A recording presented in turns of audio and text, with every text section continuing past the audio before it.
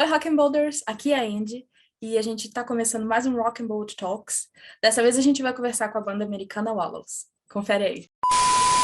So, how are you guys doing? We're good. We're really good. Doing good. We're just talking about the future. Oh yeah. got the first NBA game tonight. Really? Lakers and Warriors. I didn't know. And that. Bucks and Nets. Let's go. Oh, that's great. Doesn't apply to me. Yeah, let's talk about the future. Yes. So, you guys just released I Don't Want to Talk, which is a tune, by the way. Congratulations. Appreciate it. And I was wondering, what is the thing that you guys most look forward when you release a song? Like for people to listen to it, their reaction, to play it live, for it to stop being a secret? I think it's all of those things. It Yeah, really all is of just a perfect little combo of all of those. I think particularly I don't want to talk though, it is playing it live. Like I really cannot wait to play that. I mean, we have played it for an audience. We did it at this small show we did a couple months ago. But nobody knew it. So it's not the same. I'm excited to play it for people now that they know it. And because I just feel like that'll be sort of a staple in the set, I think. I think so too. And how was it to play it, like to play live for the first time since the pandemic started? Gosh, it was really fun. It was really fun and kind of nerve-wracking. It was very nerve-wracking. Very sweaty. I was starting to get a cold right then, and my voice was just like by the last couple songs, and by the time we played I Don't Want to Talk, like new song, my voice is gone. So it was like, yeah, of course. It was like we haven't played in 2 years, and then the day before we play I like start feeling sick. I was like, what is happening? Like, why does it happen this way? But it was really so much fun though. It really was. But if you had to say, would you say that it was more nerve-wracking or exciting? More exciting. Exciting. Yeah, exciting. definitely. Yes. And how are you preparing for your upcoming tour? Because you are going on tour next year, right? Like huge tour, North American one, right? Yeah, it's gonna be our longest like string of shows. The longest we'll be away from home at one time, I think, ever. Right? Yeah. So yeah, I mean, I think we have to start rehearsing and start learning some new material. Yeah. And yeah, I think you said earlier, but just building up stamina, like playing the Roxy was definitely like, sweaty, and I was tired. It's been a long time, we have to get used to it again. So I'm and sure it's you only the guys beginning. managed. It's only the beginning. There's that announcement is like just the tip of the iceberg. There's so many more shows we're gonna play. Like, so there's so much to come. Like, we're just gonna be all over the place. It's gonna be awesome. It's gonna be awesome. Will new dates be announced still this year or only on the next one? Sorry, say that one more time. What'd you say? Tour dates. Mm-hmm. Will you guys announce more tour dates this year still, or we'll have to wait until next one? Probably next year. Oh. Probably, yeah, like early next year. Yeah. But yeah. Yes. We'll announce more dates once we are ready to put out like another song and like, announce our album officially. And it'll all happen kind of at one time. So whenever all of that is ready to happen, it'll happen. Right. I see. Well, yeah. I guess I can say this for everyone that we are very much looking forward to more dates being announced. I myself have been looking to go to a Wallows concert in like forever. So you're on the list. You're on the list.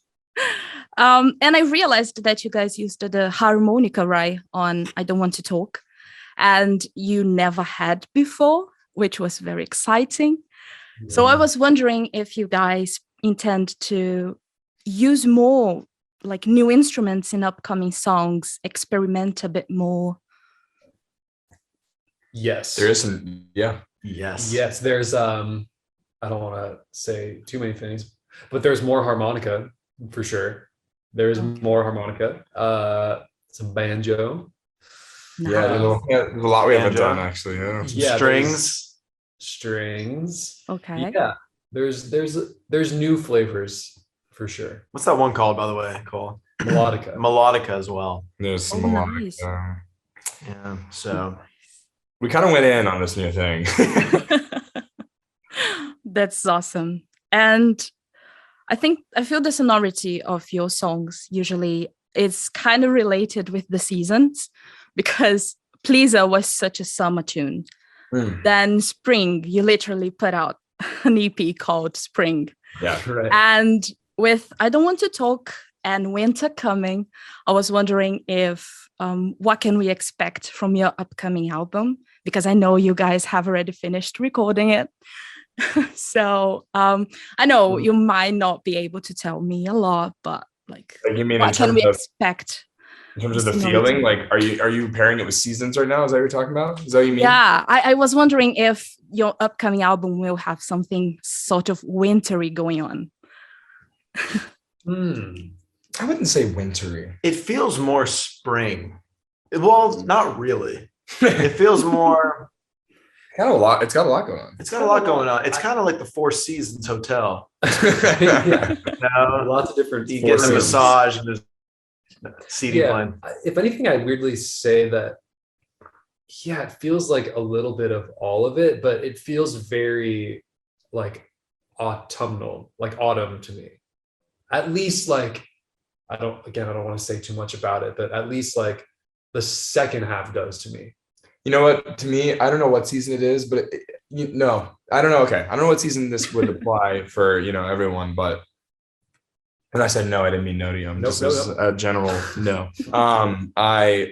For me, it feels like the setting for it is listening to it as the sun goes down, like a 30-ish minute time period of where the sun is setting on a night that's like not that cool, but it's like a little chilly. And it's like sweater, but... and maybe you're driving to the beach, or maybe you're just looking at a view. But that is how I've listened to it sort of that way. And I'm like, this feels right. Like this feels like the right setting. The sun is gonna like just go behind the mountain on the back half, and then you're just kind of getting into the nighttime. That's how it feels for me. Yeah, that's a good feeling. So basically, it works for every season. Works for everywhere, all the time, always. You should listen to it every day, over and over. At dusk. All the time. Understood. I will do that. Stream it. And did you guys feel any sort of pressure to finish this album? Because I mean, your debut album was very successful. So did you feel any sort of pressure when you were working on this one? I was just thinking about this the other day. I think I felt a little more quote unquote pressure from the first album. I know a lot of people always say the second album's like this, scary thing or something. But to me, there's more pressure when no one really knows your whole body of work or something. Like we had obviously some singles and an EP, so that's enough, I guess, to get people know what we were. But something about the first album is like, here's the first time we're ever presenting you anything. Like this is the first time we're showing you a body of work. That to me was a little more like, whoa, this is like crazy. This felt more fun. Like it was just like, people already know our band. We have like 37 songs out or whatever. So to me, it wasn't like this thing of like, oh gosh, what are we going to do now? It's more like, oh, cool. What are we going to do now? You know what I mean? It's like that feeling. Yeah. I think something that helped that feeling and helped allow us to feel that way is the fact that we made remote during quarantine, because we got a lot of songs and ideas out of our system in doing that. And I think that if we hadn't done that, our second album would look a lot different. There'd be different songs that are on it would not even be there. And I think that sort of relieved a lot of pressure, because I don't know why it did, but it did. There was something, and I feel like if we waited between the first album and the second, maybe it would have felt like, and with nothing between, it would have felt like really pressuring, like, oh my gosh, like what is the next step for Wallows? But we made remote kind of just for fun, without really overthinking it, and just doing what was exciting to us, and just made a creative thing, just did it. And I feel like that just sort of allowed us to let just album 2 naturally happen and not really overthink like what's the next step for Wallows, because we already did that next step without thinking about it too much. And so we just did what felt right, and I think didn't overthink it. I think that's a lot of that's in the music. We did not overthink this album very much. We put a lot of time into it, but we weren't ever, and we experimented so much and still are, but it's we didn't overthink it. We just let it kind of be, Yeah, I totally get you. Yeah. And yeah, I was exactly going to ask actually if you guys, if releasing remote before working on a full-on album was something that you thought through just so to relieve a bit of the pressure, or if it was something that just happened naturally. It's something that I think, it's kind of both. Yeah. It happened naturally. Like we were sitting all separately. We weren't seeing each other during COVID. A song of did we have the idea to do remote before Are You Bored Yet started like catching on? Mm-hmm. I think like 100%. as soon as like Yeah. quarantine sort of settled in, like we had the idea, I think. Yeah, I think I immediately started thinking, I was like, let's just like start album 2. Like I started thinking about album 2, and then I was like, no, let's do 2 albums. And I was like, no, let's do like a mixtape. Let's make an album's worth of songs, but it's like not an album and all this stuff. But then eventually whittled down to like, we made an EP. And it was very much like a one-of-a-kind process where we made it all completely separate. And like, I think we were like, let's just do something that we never would do at any other point in time, purely because we can and we have the time. And like, we'll never forget this because we'll never do it this way again, hopefully. So yeah, it was like kind of a mixture. It was like, let's do something.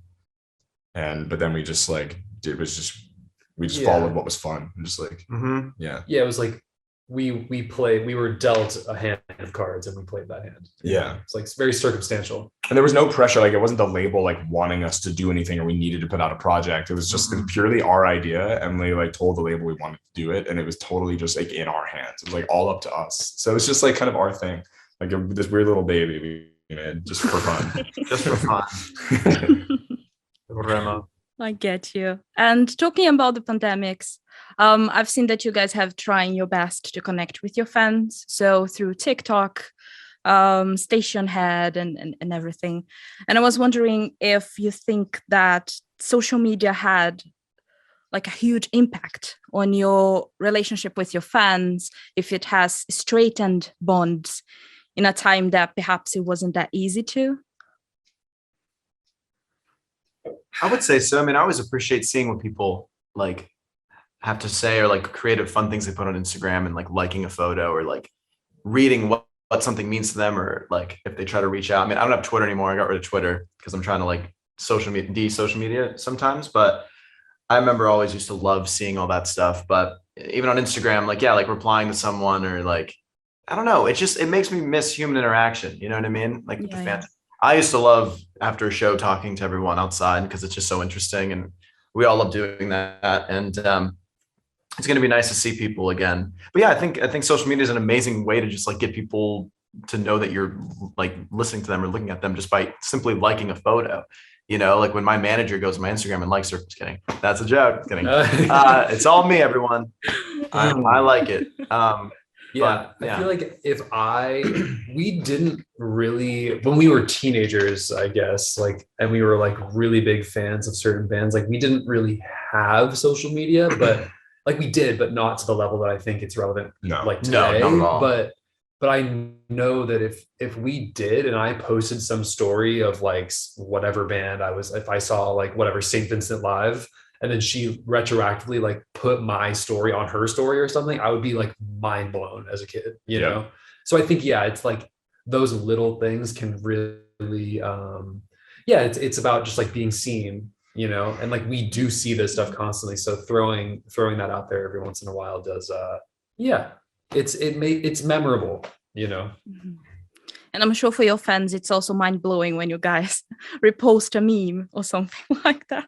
Yeah, I mean, I feel like we've always been so appreciative of our fans, obviously. But I feel personally like more appreciative than ever, just because all this time that we've been not really in the public. I mean, we've been in the public eye, I guess, but like not physically out there doing things, just been sort of at home on our own, making music, recording, whatever. And the fact that people are still sticking around and like people are buying tickets to our shows, like, oh my gosh, I'm going to appreciate it just more than ever. I can't wait to see people and talk to them and just like interact and on stage and off, just everything. I can't wait. It's going to be so special. We're really excited. I'm sure everyone's excited too. Yeah. And Dylan, you are actually also an actor, right? So I was wondering if you feel that your cinematographic work also influences in the creativity of the band. And if you guys ever had an idea for a song, like after watching a series or a film that Dylan was in. After one that Dylan was in. Probably not. I wrote my greatest love song after watching. Yeah, right. Sure. Are you No, I don't think so. No. No, I've never correlated the two, honestly. Like that, and not even like sometimes intentionally, but also just not. Like it's just like they're just so different. I feel like it's the same for both of us. Just like we act sometimes, and then we do music all the time, and it's just how it is. Things separate, right? Like, Completely. They're completely separate, except I mean, that's not known in the public yet, right? No. Oh, okay, never mind. Yeah, they're all completely separate forever. Nothing's happening. Right. They could intertwine. They could intertwine at some point soon, but that's that. Yeah. You know, it's like if LeBron James was a skateboarder and like skated on the court. You know, I'm joking. JK. Tiger Woods. I hope you guys don't like have an idea for example, like a love song out of the Scream movie, because that would be scary. Oh, that'd be funny. No, it's gonna be we are so scared. Get me out of here. You know. Then an harmonica starts out of nowhere. Yeah, I know. Damn. And I feel that the vibe from your melodies always complements the lyrics very, very well. So I was wondering actually too, if it's hard for you to, put into like to have this sort of relation between the melody and the lyrics. Like how do you guys go about that? How do you work on that? I mean, I think it's interesting because I feel like when we write, most of the time or all the time, melody comes first. Mm-hmm. So it can be really difficult and really challenging sometimes because there's like a melody that we're so married to and we love. And then it's like, you're like, oh man, it's really hard to fit words into this, especially in a way that like sings well and are catchy, but also mean something. So it's like, sometimes I feel like songs don't get made for that reason. Like there's songs that we like started or were trying to do on this upcoming album that we didn't end up completing because we couldn't quite marry the melody and lyrics well enough. And that's like the most important part of a song, right? So it's like a lot of songs are sort of holding off on until we just get them right purely for that reason. It actually is a good question because that's I feel like a huge part of our writing process is marrying the two. But I mean, it's good that the ideas are there, right? Saved. So perhaps someday they can become songs. Anything that's like good at like, that's just too good for us to like not do, like we'll figure it out. You know what I mean? Sometimes we just like let things go and we're like, this just isn't meant to be. But like, right. But there are some things we have. I'm like, well, we have to make that song. It just didn't work out this time, but we have to, some of them someday. Like, I mean, Radiohead, there's like songs that were on their 9th album that they were playing on tour for the band's their 2nd album. So it's like, sometimes it just takes forever to get it right. But yeah, that's why I'm excited. There's songs I'm really excited to finally crack the code on. That's awesome. And last but not least, to finish very, very quickly, which would you say is your favorite Wallows song ever? Oh gosh. I think it's Just Like a Movie is my favorite Wallows song. Yeah. Wow. Nice choice. Yeah, like a movie. It's so hard. It's really hard. It's so hard. Like, and technically a song on a new album. So that's for me, it's like new stuff for sure. How about old Dylan? Let's go. Give him an answer. I don't know. I've really been into Talk Like That. That's a song that I don't know. I feel like we pulled off something that doesn't sound very it sounds a little unusual in a way that I think is personally refreshing. And I feel like we accomplished something on that song that I'm like, this sounds new to me. And I'm excited about what this is because I really think it's cool. That's why I like that song. Yeah. I'm going to go with Treacherous. Nice. Just why not? Why not? Throw Treacherous a bone. Fantastic choices. So guys, thank you a lot for talking with me today. It was thank you. Amazing. I wish you all of the success on the road with your upcoming album. I'm looking forward to listen to it. And I really hope you do come to London because I'm crazy about going to a concert of yours. Of course we're coming to London. Yes. I love London. We actually were gonna be there sooner than later, but we just COVID things got shifted back, so but we're on our way. That was supposed to be one of the first places we were coming to, though. Yeah. London. I know we moved it last minute, but we'll be there. We'll be there. I really hope so. So Yes. thank you guys. Thank you. Thank you.